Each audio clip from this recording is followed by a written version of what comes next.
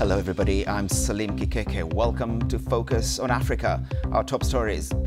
Somalia reappoints a former president. Hassan Sheikh Mahmoud takes office after months of political instability. He promises reconciliation. There will be no revenge. There will be no political witch hunt.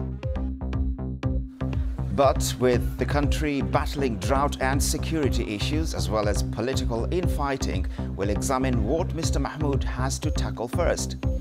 It's 1 month since 8 workers were trapped by floodwaters in a zinc mine in Burkina Faso, but the search goes on. The first woman in Kenya to run on a major political party's presidential ticket, former Prime Minister Raila Odinga names Martha Karua as his deputy.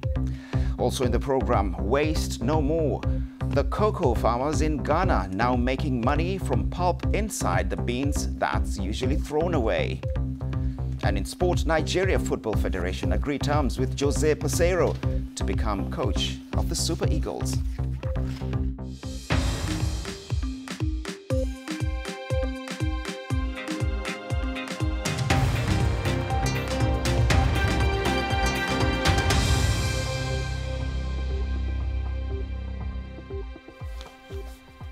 Thank you for joining us on Focus on Africa on BBC World News. After a delay of almost 15 months, Somalia has finally concluded the election of a new president, Hassan Sheikh Mahmoud, who served as president between 2012 and 2017, defeated the incumbent Mohamed Abdullahi Farmajo after 3 rounds of voting. The final decision was decided by 328 legislators. Polls in Somalia follow a complex indirect model, and the country has not held a one-person, one-vote election in 50 years. President Mahmoud said Somalia has to move forward and heal grievances, and he promised a beautiful future. But Mr. Mahmoud will have little time to enjoy his victory. The country is struggling to deal with severe drought and famine, as well as how to deal with Al-Shabaab, which controls vast territory in Somalia. But in a significant development in the last few hours, U.S. officials say President Joe Biden has approved the redeployment of U.S. troops in Somalia to support the fight against Al-Shabaab. Patience Atuhaire reports. New hope for citizens of a country that has seen nearly 3 decades of insecurity. Hassan Sheikh Mohamud is the first former president in Somalia's history to be elected a second time. Because of years of instability, Somalia lacks structures through which a general election can be conducted. Delegates selected by clan leaders elect MPs, who in turn choose the president. As president between 2012 and 2017, Hassan Sheikh Mohamud tried to tackle corruption and promote national reconciliation. And this time round, his agenda is not very different. There will be no revenge. There will be no political witch hunt. The country has laws, and we know where we need to act. We will strictly follow the law. The challenge, the troubles we have gone through as a nation, the pain and the sorrow cannot be forgotten, but they can be forgiven. Let's forgive each other. But Islamist militancy from terror group Al-Shabaab will be an ever-present challenge. Just as the first round of votes were being counted on Sunday, mortar shells landed in Mogadishu, not far from the election venue. An ongoing severe drought that is driving many Somalis to starvation will also be a daunting task to tackle. The UN has warned of a looming famine in the country following 4 failed rainy seasons. More than 3 million people are at risk and in need of urgent aid. As Hassan Sheikh Mohamud embarks on his second term in the country's top office, he will be expected to bring at least some normalcy to the war-weary country. Patience Atuhaire, BBC News. So what do we know about Somalia's new president? Hassan Sheikh Mahmoud is 66 and was born in central Somalia. He studied in India before becoming a university lecturer. He then worked for the World Bank and the United Nations Development Programme, then he moved into politics.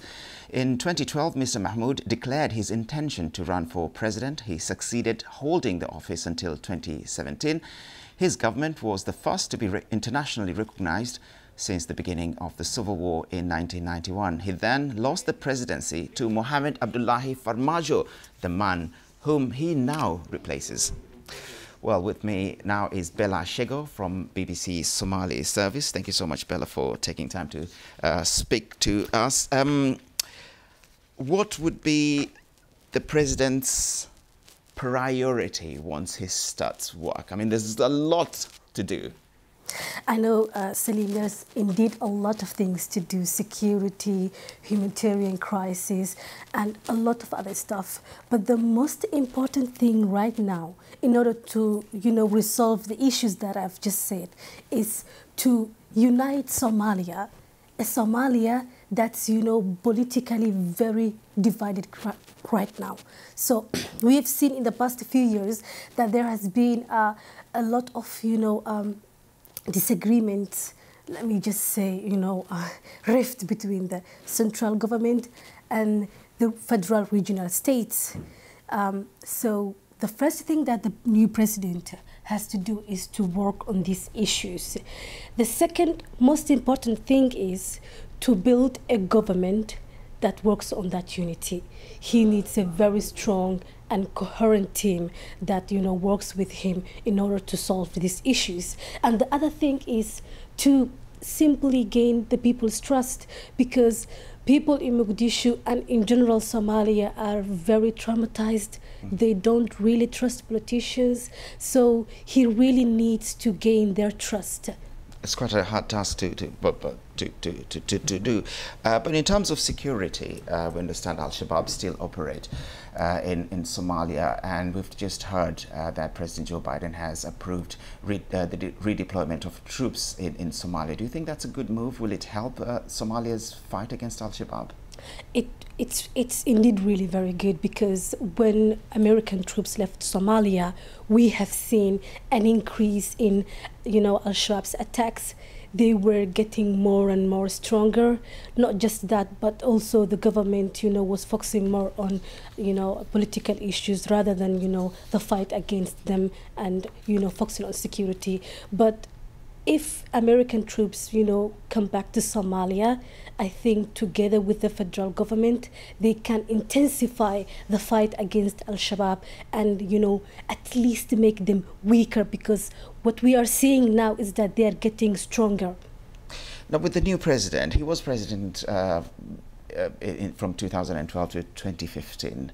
And you said he has to reunite the country. How is he going to do it? Because I want to know, what kind of person is he? So, first of all, he's a man who knows Somalia just like, the palm of his hand. He's a local, unlike the current political leaders right now.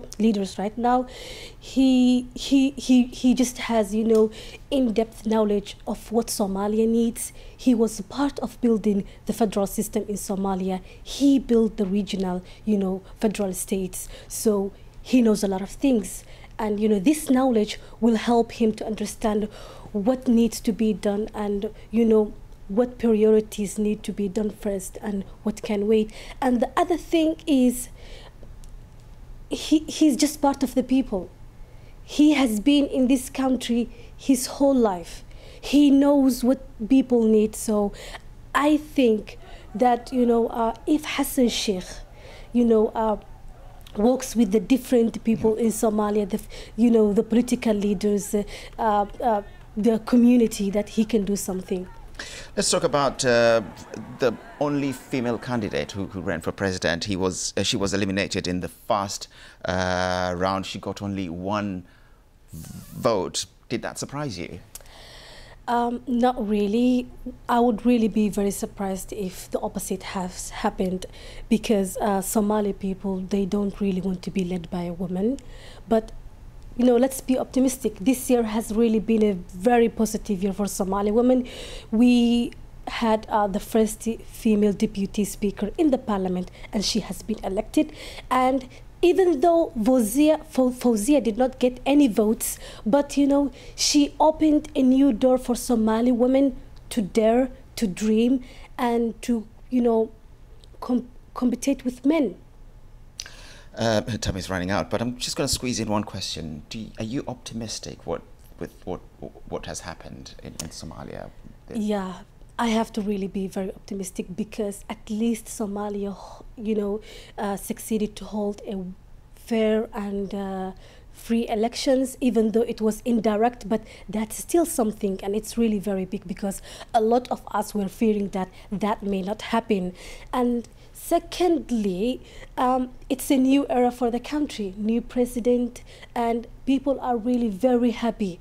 There has been celebrations. They are still celebrating. So I think, positive things are about to come. Bella Shego, many thanks. Bella there from the BBC Somali service. Many thanks for that insight. Well, it's been a month since 8 workers at the Pakoa mine in the central western region of Burkina Faso were trapped more than 700 meters underground following a flood. Rescue teams are pumping the waters to the surface to reach a second shelter room in the hope of finding them alive. But as time passes by, hope is diminishing. Lala C is at the mine in Pakoa. We are in Perkoa, 132 kilometers from Ouagadougou. This is where 8 miners have been trapped for a month now, and they're underground, underneath water. They've been there, and rescuers are trying to pump a maximum amount of water so they can access the refuge rooms where they hope to find them. If not the 8 of them, at least a few of them. But the rescue operation is being very difficult to handle. The mines manager we've talked to earlier was telling us they're doing everything in their power with the help of the Burkinabe authorities to rescue these 8 miners. But then they also said that they're telling populations to be realistic, meaning these miners could be found or not. They could also be found and not alive. But everybody here is hoping for a positive outcome, and an outcome that should be very close. In the coming days, hopefully, the rescue teams are hoping to get to those refuge rooms. If they don't find anybody there, the authorities are promising that they're going to go deeper into the water, as there is a 3rd rescue room where they're hoping to find the miners alive, and if not alive, at least bring back their bodies up so that they can have a proper welfare. Lalasi, BBC News, Perkoa. Still to come, Mimi will be here with the sport as Sao Tome's sanctions put Mauritania in the 2023 AFCON qualifiers.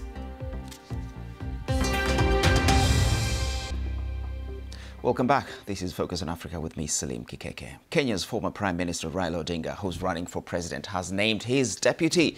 Martha Karua is the first woman to run on a major political party's presidential ticket. Mr. Odinga is seen as one of the front-runners to take the top job in August's election. On Sunday, the other main contender in the presidential election in August, William Ruto, named his running mate. Emmanuel Igunza reports from Nairobi. Martha Wangari Karua. It's the moment Martha Karua made Kenyan history. Never before has any major political party nominated a woman to run for deputy president. Former Prime Minister Raila Odinga said he picked her due to her vast experience and track record in fighting corruption and the rule of law. Karua will also serve as a justice minister, a position she's previously held. Accepting the nomination, Karua said she will focus on tackling poverty and empowering women whom she said had been sidelined in politics. I'm deeply honored by the decision to nominate me as the deputy presidential candidate for Azimio la Umoja, One Kenya Coalition Party. I stand before you fully aware of the implications and symbolism of this moment. In picking Karua, Raila Odinga also hopes to woo voters from central Kenya, which is an influential voting bloc in the country's politics. The joint ticket for the Azimio Alliance also seeks to attract women voters. Her nomination sparked celebrations across the country. The elections are seen as a close contest between Mr. Odinga and Deputy President William Ruto, who also named a running mate from the region. He picked businessman Rigathi Gachagua from the populous Nyeri County. He's a first-time member of parliament but has emerged as a key supporter and mobilizer for Ruto's Kenya Kwanza alliance. He previously worked as a district officer and once served as the personal assistant of President Kenyatta, but is currently facing trial on charges of corruption and money laundering worth $65 million, which he denies.